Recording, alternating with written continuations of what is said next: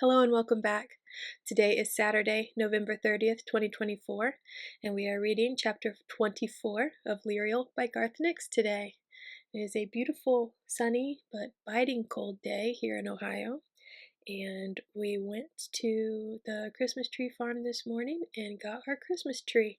So it is all set up in the living room, and now I have to check and make sure the Christmas lights still work from last year. But I forgot to say yesterday that we are officially more than halfway through this book now.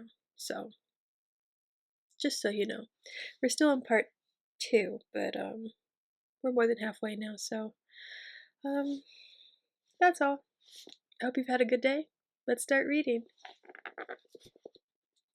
Chapter 24 Cold Water, Old Stone. The reservoir was a vast hall of silence, cold stone, and even colder water.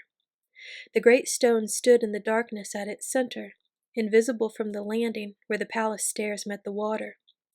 Around the rim of the reservoir, shafts of sunlight came down from the grilled openings high above, casting cross-hatched ripples of light across the mirror smooth surface of the water. Tall columns of white marble rose up like mute sentinels between the patches of light, supporting the ceiling 60 feet above. The water was, as always, extremely clear. Sam dipped his hand in it as he helped his father untie the barge that was moored at the end of the palace steps. As the water trickled between his fingers, he saw charter marks sparkle briefly. All the water in the reservoir absorbed magic from the great charter stones. Closer to the center, the water was almost more magic than anything else, and was no longer cold, or even wet. The barge was not much more than a raft, with gilded knobs on each corner. There were 2 of them in the reservoir, but Sabriel had obviously taken the other one. She would be on it, out there in the center, where no sunlight fell. The great stones glowed with all the millions of charter marks that moved in and on them, but most of the time it was only a faint luminescence, no rival even to the filtered sunlight. They wouldn't see the glow until they were close, away from the light-dappled rim, past the 3rd line of columns. Touchstone undid the rope on his side, then placed his hand upon the planking and whispered a single word. Ripples moved across the still water as he spoke, and the barge began to edge away from the landing. There was no current in the reservoir, but the barge moved as if there were, or as if unseen hands pushed it through the water. Touchstone, Sam, and Elamir stood close together in the middle, occasionally shifting balance as the barge swayed and rocked. This was how Sam's long-dead aunts and his grandmother had traveled to their deaths, he thought. Standing on a barge, maybe even this same one, he thought, dredged up, repaired, and re-gilded, all unsuspecting till they were ambushed by Caragor. He'd cut their throats, catching their blood in his golden cup. Royal blood. Blood for the breaking of the great charter stones. Blood for the breaking, blood for the making. The stones had been broken by royal blood, and remade with royal blood. His father's blood. Sam looked at Touchstone and wondered how he had done it. The weeks of laboring here alone, each morning taking a silver, charter-spelled knife and deliberately reopening the cuts in his palms from the day before. Cuts that had left white lines of scar tissue from his little finger to the ball of his thumb. Cutting his hands and casting spells that he'd not been sure of, spells that were terribly dangerous to the caster, even without the added risk and burden of the broken stones. But even more, Sam wondered about the use of blood, the same blood that ran in his veins. It felt strange to him that his pounding heart was in its way akin to the great stones ahead. How ignorant he was, particularly of the Charter's greater secrets. Why was royal, Abhorsen, and Clare blood different from normal people's, even that of other Charter mages, whose blood was sufficient to mend or mar only the lesser stones? The 3 bloodlines were known as Great Charters, like the great stones ahead and the wall. But why? Why did their blood contain charter magic? Magic that could not be duplicated by marks drawn from the generally accessible charter. Sam had always been fascinated by charter magic, particularly making things with it. But the more he used it, the more he realized how little he knew. So much knowledge had been lost in the 200 years of the interregnum. Touchstone had passed on as much as he knew to his son, but his own speciality was in battle magic, not in making or any deeper mysteries. He'd been a royal guard, a bastard prince, not a mage, at the time of the Queen's death. After that, he had been imprisoned in the shape of a ship's figurehead for 200 years, while the kingdom sank slowly into disorder. Touchstone had been able to mend the great stones, he had said, because the broken stones wanted to be remade. He had made many mistakes at first, and only survived by grace of the stone's support and strength, nothing else. Even so, it had taken many months and as many years off his life. There had been no silver in Touchstone's hair before the mending. The barge passed between two columns, and Sam's eyes slowly adjusted to the strange twilight. He could see the 6 great stones ahead now, tall monoliths of dark gray, their irregular shapes quite different from the smooth masonry of the columns, and only a third of their height. And there was the other barge, floating in the center of the ring of stones. But where was Sabriel? Fear suddenly gripped hard at his chest. He couldn't see his mother, and all he could think of was how the dead Caragor had taken on his former human shape and lured Sam's grandmother, the Queen, down to a dark and bloody death. Maybe Touchstone wasn't really Touchstone, but something else that had assumed his form. Something moved on the barge ahead. Sam, who had unconsciously held his breath, gasped and choked, thinking that all his fears were realized. Whatever it was had no human shape, rising only as high as his waist, without arms or head or discernible form, a lump of writhing darkness where his mother should be. Then Touchstone slapped him on the back. He took a sudden breath, and the thing on the barge cast a small charter light that sparkled in the air above like a tiny star, revealing that it was Sabriel after all. She'd been lying down, wrapped in her dark blue cloak, and had just sat up. The light shone on her face now, and her familiar smile met them. But it was not the full, uncaring smile of complete happiness, and she looked more tired and worn than Sam had ever seen her. Always pale, her skin looked almost translucent in the charter light, and it was sheened with the sweat of pain and suffering. For the first time, Sam saw white streaks in her hair, and he was struck with the realization that she was not ageless, but would one day grow old. She was not wearing her bells, but the bandolier lay beside her, the mahogany handles in easy reach, as did her sword and pack. Sam's barge drifted between 2 of the stones and into the ring. All 3 passengers started as it crossed, feeling a sudden surge of energy and power from the great stones. Some weariness was stripped away from them, though not all. In Sam's case, the fear and guilt that he had carried all winter were lessened. He felt more confident, more like his old self. It was a feeling he hadn't had since he'd walked out onto the pitch for the final cricket match in the schoolboy's shield. The 2 barges met. Sabriel didn't get up, but she held out her arms. A second later, she was hugging Elamir and Sam, the barges rocking dangerously from their sudden rush and enthusiastic greetings. "Elamir, Sameth, I'm so glad to see you, and so sorry I've been too long away," said Sabriel, after the initial very tight hug had given way to a looser one. "That's all right, Mother," replied Elamir, who sounded more as if she were the mother, and Sabriel her daughter. "It's you we're worried about. Let's have a look at your leg." She started to lift the cloak, but Sabriel stopped her, just as Sam caught the faint, horrible smell of decaying flesh. "It's still not pleasant," Sabriel said quickly. "A wound from the dead rots quickly, I'm afraid. But I've cast healing spells upon it, with the aid of the great stones, and fixed a poultice of philiac there too. All will soon be well." "This time," said Touchstone. He was standing outside the close group of Sabriel, Elamir, and Sam, looking down at his wife. "Your father is angry with me because he thinks I almost got myself killed," said Sabriel, with a slight grin. "I don't understand it myself, since I think he should be glad that I didn't." Silence greeted this remark, till Sam hesitantly asked, "How badly were you hurt?" "Badly," replied Sabriel, wincing as she moved her leg. briefly visible, even through the tightly woven wool. She hesitated, then quietly added, "If I hadn't met your father on the way back, I might not have made it here." Sam and Elamir exchanged horrified glances.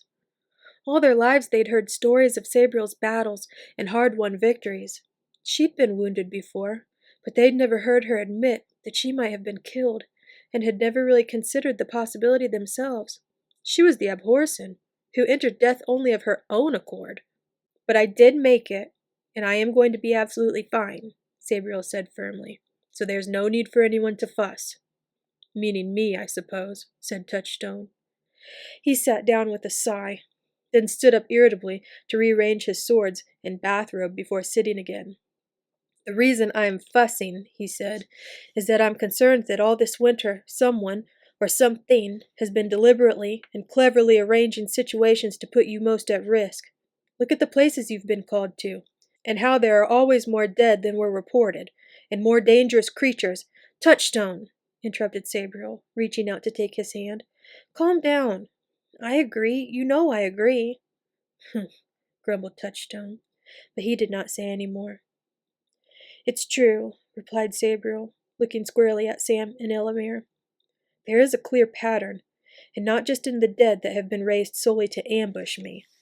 I think that the increasing number of free magic elementals is also connected, as is the trouble that your father has been having with the Sutherling refugees." "It almost certainly is," said Touchstone, sighing. "General Tyndall believes that Coralini and his Our Country party are being funded with Old Kingdom gold, though he cannot definitely prove it. Since Coralini and his party now hold the balance of power in Ancelstier Moot, they've been able to get the Sutherlings moved farther and farther north. They've also made it clear that their ultimate aim is to get all the Sutherling refugees moved across the wall, into our kingdom." "Why?" asked Sam. "I mean, what for? It's not as if northern Ancelstier is overpopulated." "I'm not sure," replied Touchstone. "The reasons they make public in Ancelstier are populist rubbish, pandering to the fears of the country folk. But there has to be a reason why someone here is supplying them with gold. Enough gold to buy the 12 seats they've picked up in the moot. I fear that reason may have something to do with the fact that we've not been able to find more than a score of the 1,000 people who were sent across a month ago, and none of that score alive. The rest have simply vanished."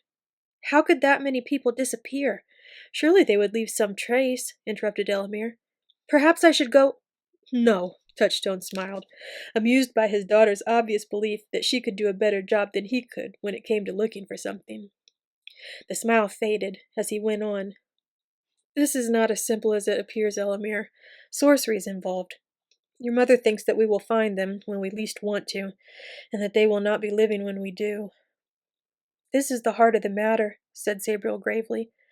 "Before we discuss it further, I think we should take further precautions against being overheard. Touchstone?" Touchstone nodded and stood up. Drawing one of his swords, he concentrated for a moment.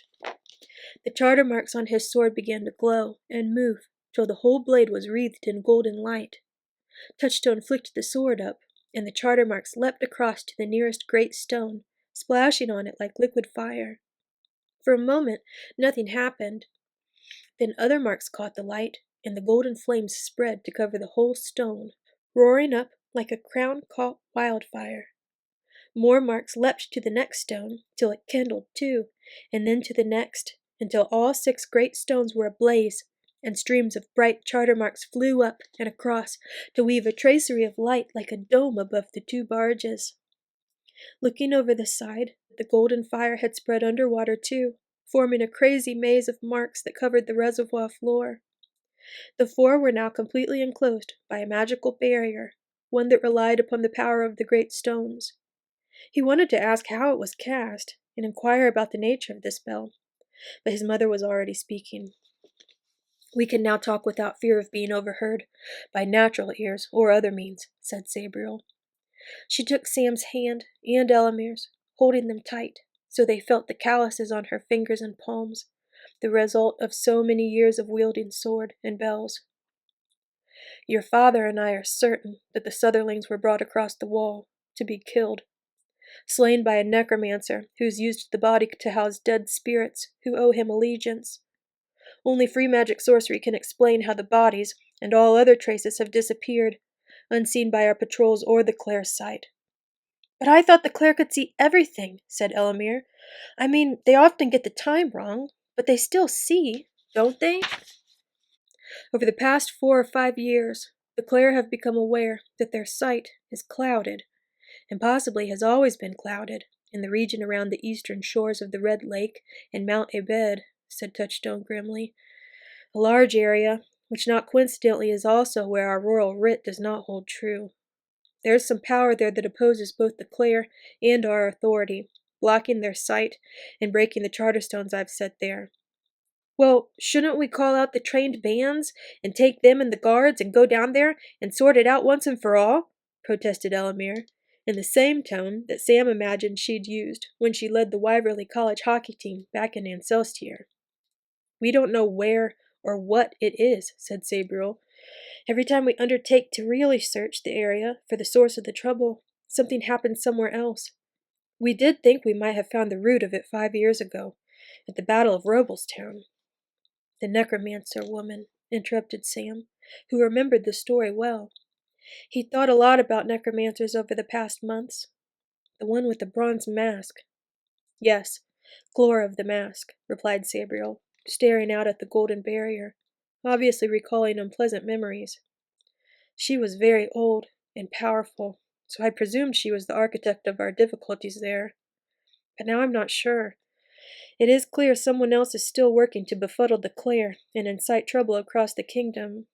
There's also someone behind Coralini and Ancelstier, and perhaps even the Sutherling Wars as well. One possibility is the man you encountered in death, Sam. The necromancer? Asked Sam. His voice came out as a pathetic squeak, and he unconsciously rubbed his wrists, his sleeves briefly riding up to show the skin still scarred from the burns. He must have great power to raise so many dead hands on the other side of the wall, replied Sabriel. And with that power, I should have heard of him, but I've not. How's he keeping himself hidden all these years? How did Clore hide when we scoured the kingdom after Caragor's fall? And why did she reveal herself to attack Robles-town? Now I'm wondering if perhaps I underestimated Clore.